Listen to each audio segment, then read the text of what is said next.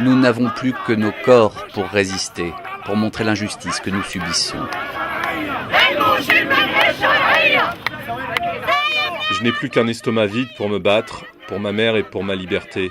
Tout ici ressemble à la mort et à son odeur, même la nourriture et l'eau.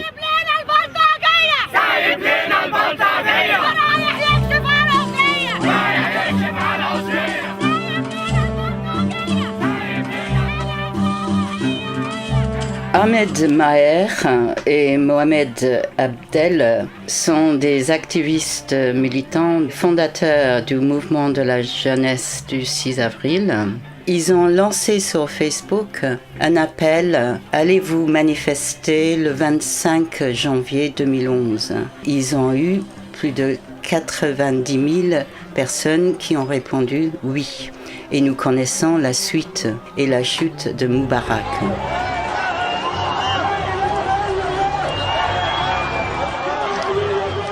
Le troisième, Ahmed Douma, est un blogueur. Et avant même la révolution, les blogueurs ont été visés par le gouvernement en place et beaucoup ont été mis en prison.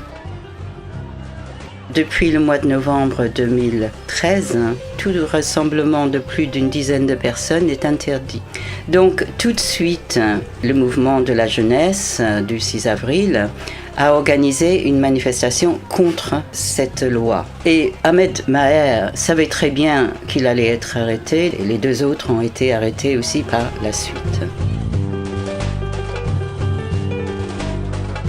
On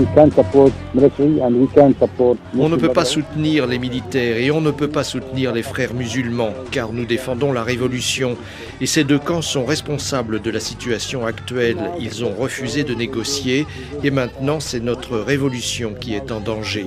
La voie de la violence et de la revanche l'emporte actuellement et cela prendra sans doute du temps pour que les gens réalisent que la non-violence est la solution. Ce sont des symboles et d'ailleurs le mouvement a été interdit maintenant par le gouvernement. Mais ils ne sont pas les seuls. Il y a une centaine d'activistes maintenant qui sont emprisonnés. Ils sont vraiment en danger très très grave là. On est très inquiet en ce qui concerne la santé de Ahmed Douma.